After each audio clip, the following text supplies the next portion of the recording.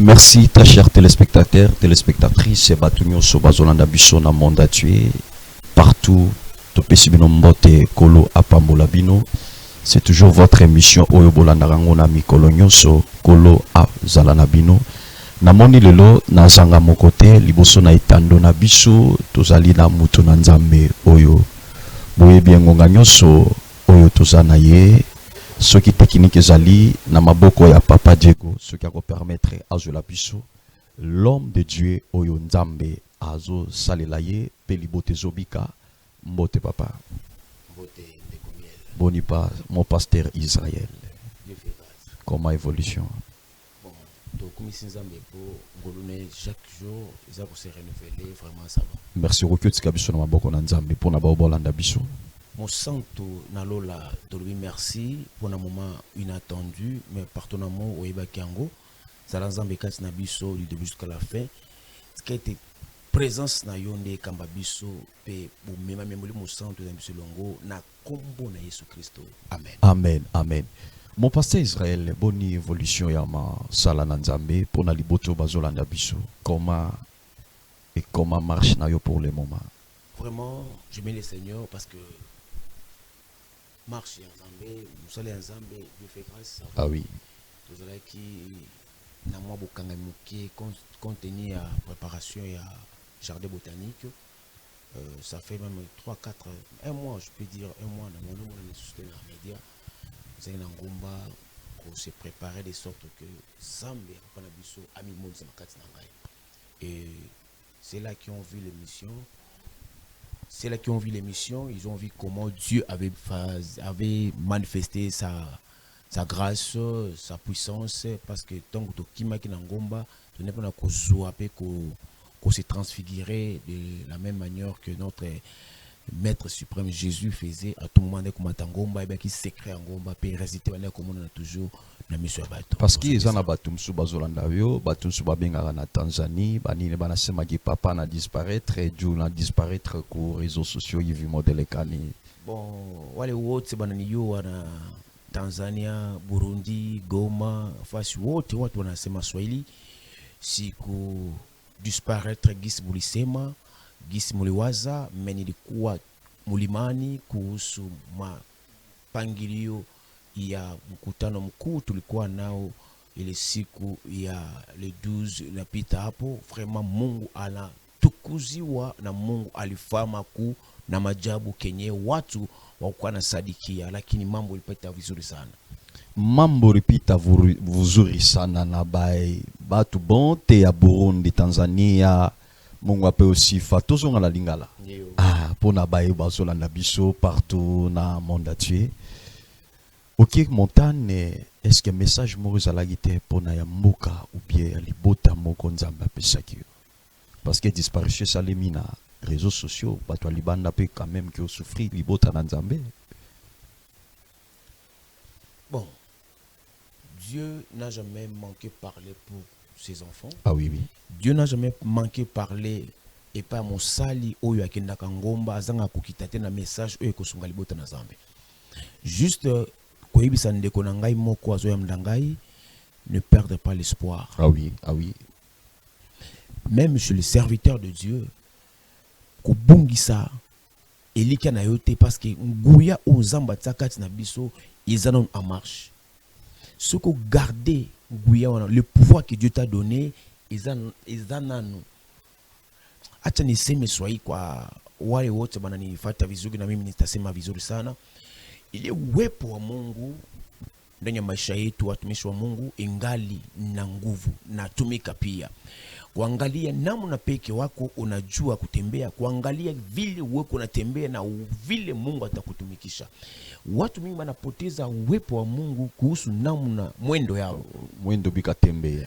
Abatembee vizuri. Na bajilinde sawasawa na Mungu. Wakati unajilinda sawasawa na Mungu, ujue Mungu atakutumikisha. Nataka waeleweshe watoto wa Mungu. Watu mingi wanachanganikiwa kuhusu maisha hii tuko nakyo.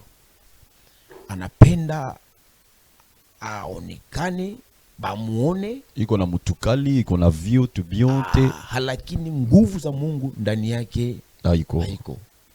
sababu gani bao baisha sahabu siri ya mulima. Ngomba eza na secret. Ngomba soko mati yango eza ba résultat positif. Musali nyonso oya mesa na komata ngomba aibi secret ya ngomba. Na ngomba nde nyonso imonanaka. Na ngomba pe biyano pesa maka. Donc ce que je peux dire. Et ce que tu peux dire par rapport de cela, morceau de procédure mon pasteur Israël. Parce que zana moyembi mora lobi ba misusu ba mata na ngomba ba misusu ba kota ba nini mais ngana tomboli kama boka pamba nzamba yoki, c'est-à-dire les dieux toujours dans les montagnes, soit les dieux peut être ici et dans l'église aussi. Je peux te dire mon frère, notre Dieu est le même hier, aujourd'hui, éternellement. Ce qui est pas nayo c'est là que pour tomboli kama boko likolo ils a pas nayo. Ils a mis sous forme matana ngomba ebi secret naye na ngomba. Likolo ya ngomba nde biyano nde makasi. Biso to botami biso to ngati mabumba mboka na biso Kinshasa toza na place moko, il y a trop d'embouteillage, trop d'embrayement, trop de chaleur aussi. Trop de chaleur.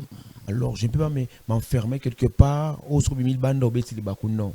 Je préfère aller aux montagnes. Les secrets des montagnes. Les secrets là-bas. Tant on a quitté Kabikamo Salimaka. Tant on a quitté Kipé, Bikamo, Biyano. J'ai des témoignages, les gens m'ont appelé Biyano Monanaki. C'est ça. Biyano et Monanaki, partout Bozolanda Biso, mon pasteur Israël, Oyobo Messa Nicolanda est toujours. Pasteur, pardon, Bolimbisi, mon prophète Israël. Quel est le projet, soit la vision plutôt du ministère Nayo, pour Naliboto Bazolanda Biso? Projet comme vision, je peux dire. Oui. Bible aller partout dans le monde, prêcher, baptiser, prier aussi pour les malades. C'est là qui sont enfermés, bas à délivrer. C'est ça comme vision à ministère. Prêcher la bonne nouvelle, prier pour les malades, délivrer les captifs. Donc c'est un peu ça. C'est vraiment ça. C'est-à-dire, baoba kange mi ba fungwama. Kokango la ba oyo diable akangi ba. Parce que ba tolandara o baluba kibabi, on ne peut pas être avec vision sans provision. Oui. C'est-à-dire provision pesali. Yango bozo matangomba. Ah, c'est très capital. Amen. Parce que tozo mon ebela ba prophète bazo lukaba ndako banganga usala miracle. Mais tozo mona ki yo vraiment même bato libanda bazo landa yo. Bazo benga, bazo luka vraiment prophète Israël. Na tout le moment, oyo na lingi na signalé oyo bazo landa biso, mutu na nzambe, le prophète Israël aza déjà na biso elongo, na disparition na ya salamaki, aza toujours déjà wana numéro eza na sene tando na biso, soki obengi oko contacter l'homme de Dieu azali wana. Mon prophète Israël, toujours en actualité na biso. Na moni makambo esalemi matata. Na jardin botanique. Tomoni mama moko pesi lisakole botakate. Est-ce que tutuni, est-ce que makamana oyebi yango ndenge nini? Merci, monsieur le journaliste. L'Esprit de Dieu est sur moi. Ah oui, oui. Car il m'a oint pour annoncer et délivrer ceux qui sont enfermés. Maman wana naïba qui est ils ont notre confrère le prophète Wazambi Samuel. Oui, Samuel, prophète Samuel. Et yenda bandaki ko sora maman lorsqu'il lui parlait et l'esprit est mémié et localisé ngai. Donc localisé ngai, je commence à parler pour la maman. Mais c'est que maman, si je me trompe pas, c'est que l'esprit m'avait dit parce qu'il avait ayaki na détermination. Puis secret en gombe et PC, il n'y a pas maman wana. Donc, ce que je peux te dire, Nazalaki Nangomba, je ne savais même pas que maman tellement que maman wana Nazalaki n'a besoin. Il y a Yamba. Oza qui pousse à monter manaye, puis résoudre tout un Wazambi, Makambo Salami, maman Nazuyan. Donc, c'est un peu ça que je peux dire. Oui, vraiment, bah image ezali comme ça que na technique na biso, papa Diego Arukyo sunga biso na image wana.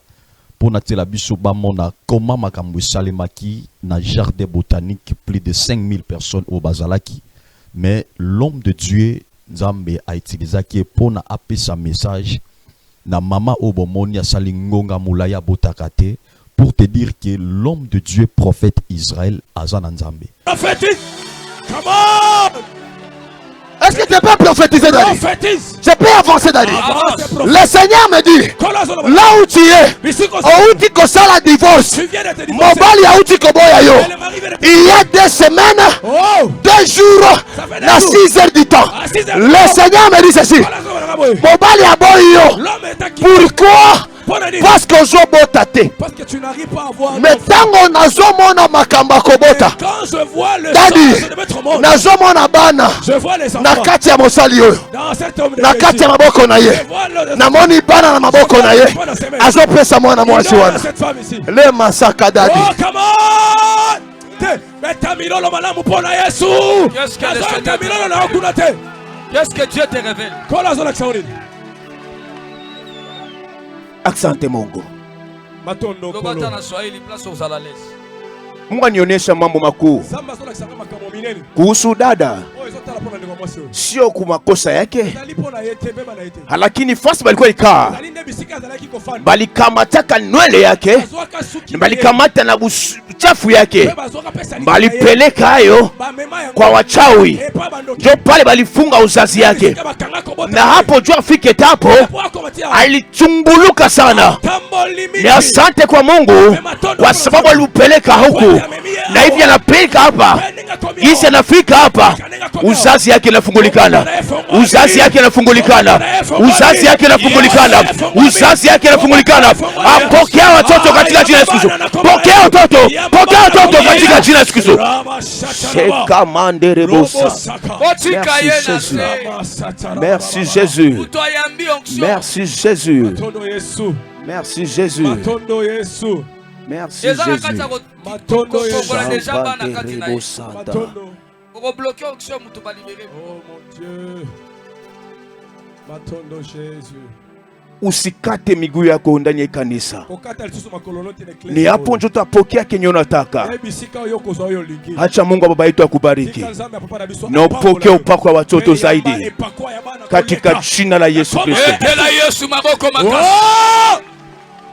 Numéro Zanasi wana obengi na plus 243 84 069 obenya on a 34 pe na 42 na suka.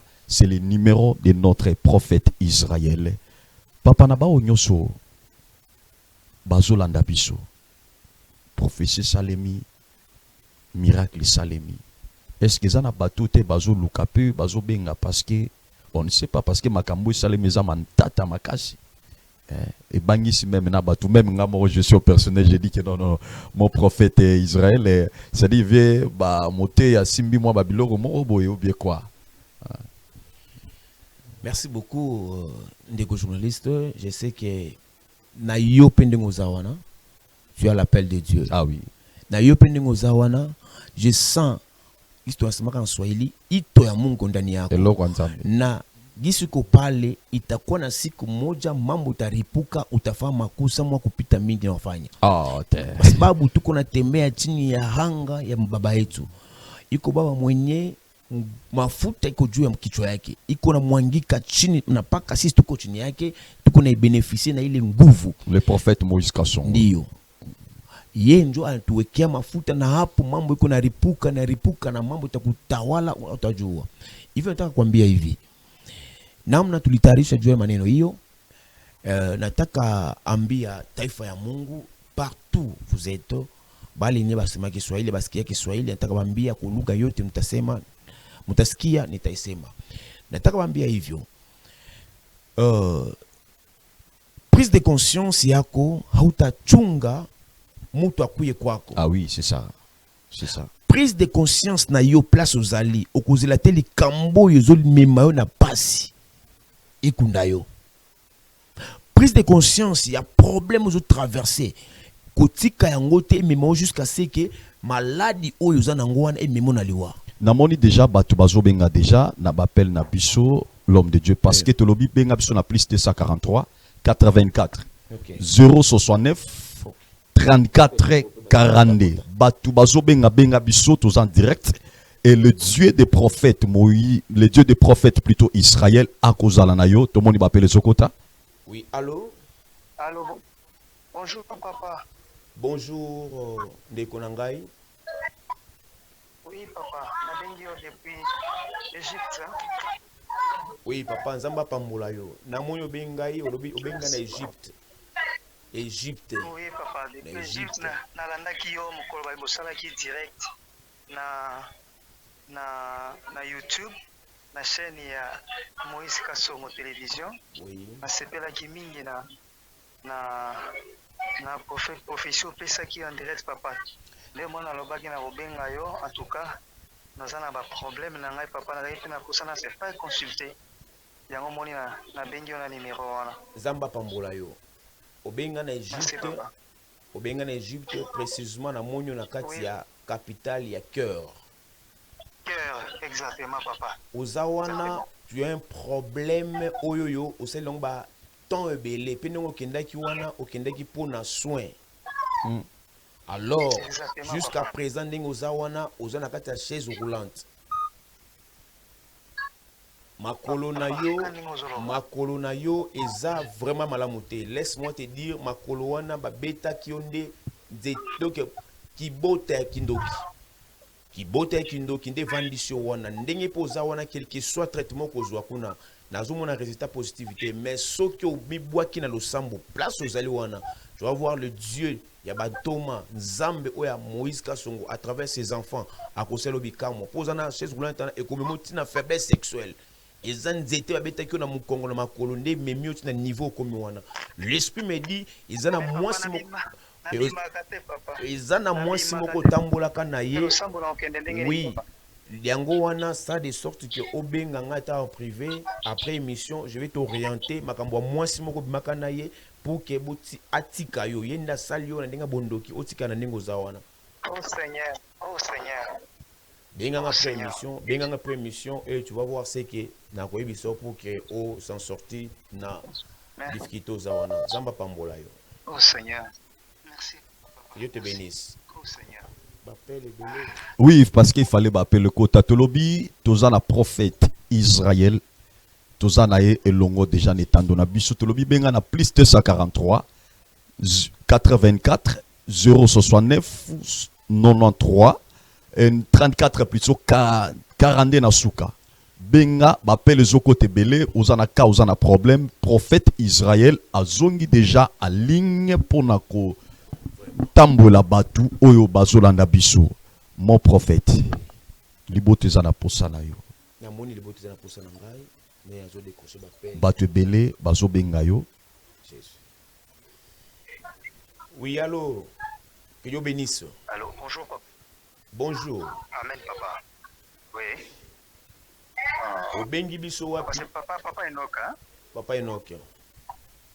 Oui, Papa Enoch depuis Belgique papa. Oui papa. Papa Enoch obengi biso na Belgique. Oui papa. Nalandaki yo na profession pesa qui en direct. Il y a événement bosala qui na jardin botanique na Kinshasa. Yango na lobaki na contacter yo pour na profession pesa qui marque. J'ai quelques problèmes que nous avons besoin de solution. Et on a le bagage na robenga yo a signaler que nazo landa bino. Papa Enoch. Ok, yoka. Oui. Obenga na Belgique. Oui papa. Neoza oyo, oza mutovana na Belgique te. Ozana pour un temps, mais ndenge ozana tu as un problème sérieux ya mikanda. Exactement papa. Ozawana problème sérieux mikanda wana po zwango soki kaka na boyebi na yo pe makasi na yo kozwa yango te. Donc nazomona epa na bino ekeko moko batia na kati ya ndako na bino ekeko wana ekanga bino nyonso yo zwi ngolu ya kobima moko batia na Belgique d'une manière gracieuse mais ekeko wana ezo réclamer bino yo ndenge oza wana. En plus, ta grande soeur qui est restée à Kinshasa, na petite soeur na moko ya suka, azana Kinshasa, moko ba memisa ezemi, azana chango, musu ba memisa ezemi, donc vie matata, ndenge pozo fifa kuneza d'une manière difficile. Et keko wana nde ekanga bino, et keko wana zo réclamer bino, et keko wana zana donc simbi bino. Tant que eloko wana ekobima te na ndako na bino okomona jamais esengo.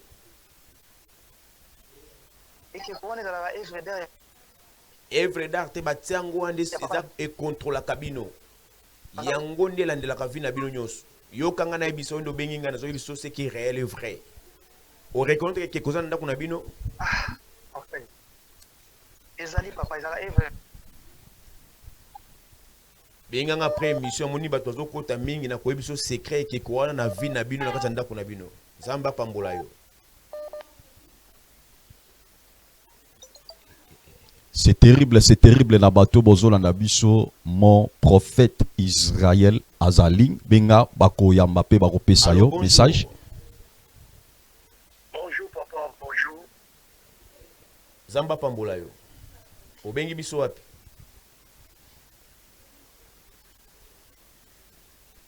Allô? Na bengi yo depuis France, hein? Papa Gédéon. Papa Gédéon Zamba pambola yo. Merci papa. Papa Gédéon molimo na Nzambe meminga na dimension ya koyebiso eloko moko. Amen papa. Obengi nga wana po omeka ngai. Obengi nga wana oza na kondima te ce que je peux te dire eza ya solo.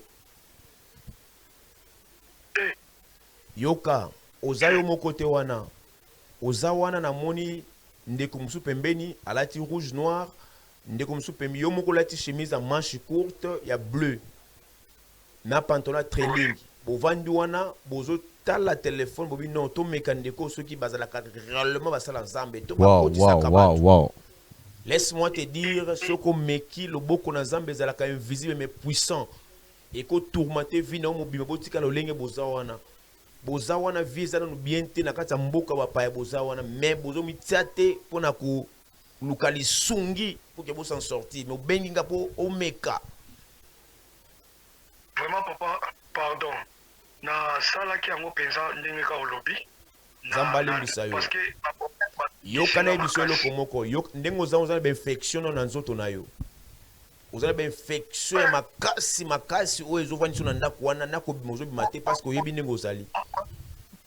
Pendenge oza wana atomeli bakisi ndenge nini na mon infection wana eza ya 4 lettres. Laisse-moi te dire eza ya 4 lettres. Aomelaki so melaki cité ekosila yo te tant que okoluka mai ya faya te pour que ebibikisa na maladie wana. Infection wana eko donc ndenge bana nzoto na ki mobali ekokita tina makolo ti maboko na ekolakisa ke non cet homme aza infecté na maladie moko fulani. Alors lukanga na ndenge ya privé na koyebi so ce que tu vas faire avec bouteille ya mai moko na kooriento ndenge ko sala pour komona résultat positif. Tika komeka basala Nzambe fungola motema na yo yamba yesu lo wakole mobix na yo okomona ba résultat positif. Que Dieu vous bénisse frère na kati ya France.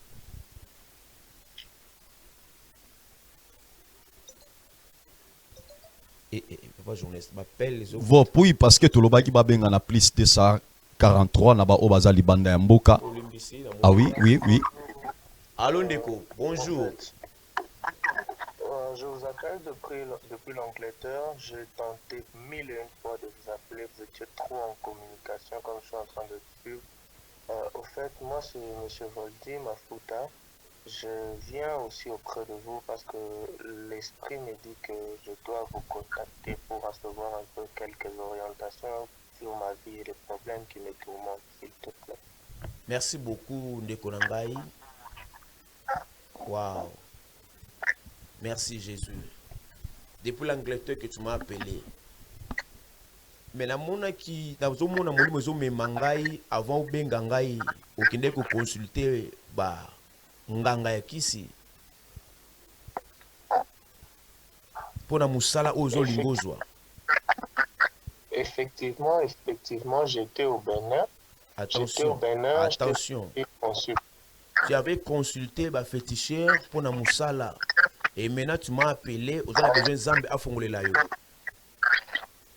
Parce que depuis mon retour du Bénin, c'est comme si biloko salela kinga kata na nusinga na moni singa na loketo na yo wana kata yango na makolo na yo de singeza na makolo pe na musape liboso kata ba singa wana kata biloko wana obenganga après émission na gomiso ce que tu vas faire.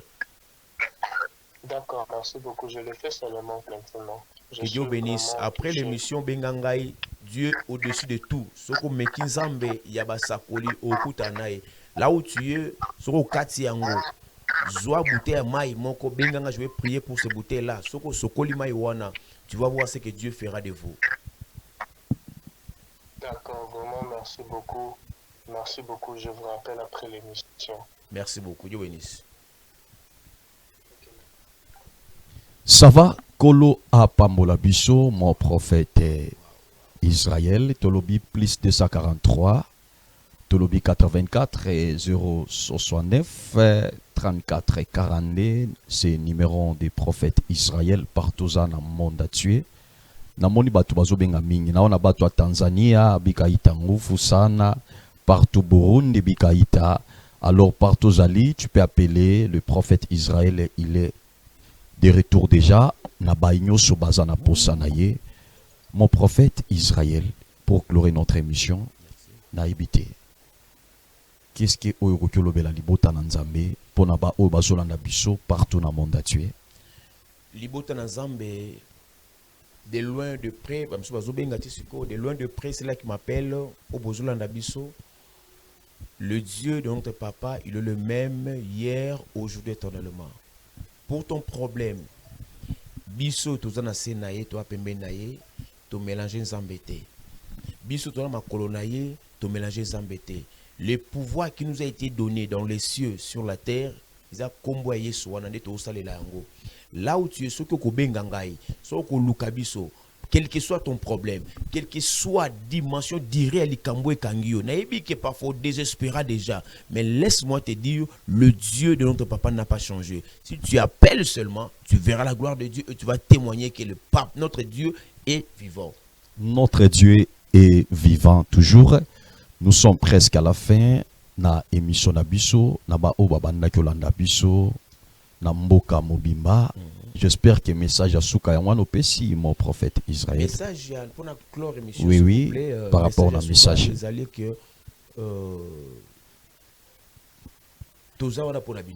Merci. Et au Bazana Kishasa, notre avenir est à Kivu numéro 3 bis, commune à Bandal. Partout au Kozala, donc, Teluba Swahili, tu es libre. Tungali na mafuta ya mupya juu yetu. Ile mafuta ingali nafanya kazi juu ya wale benye biko na Twitter. Donc lazimisha yako utapata kenye unataka. Quel que soit ukimwi, quel que soit cancer, quel que soit magonjwa te abuluzi. Fait de sorte que obenga biso okomona ozambe akosela bino na kombo ya Nzambe na bilele.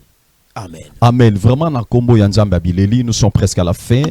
Na émission Nabiso à la technique, je suis avec monsieur Diego Lamé qui commande toujours des boutons.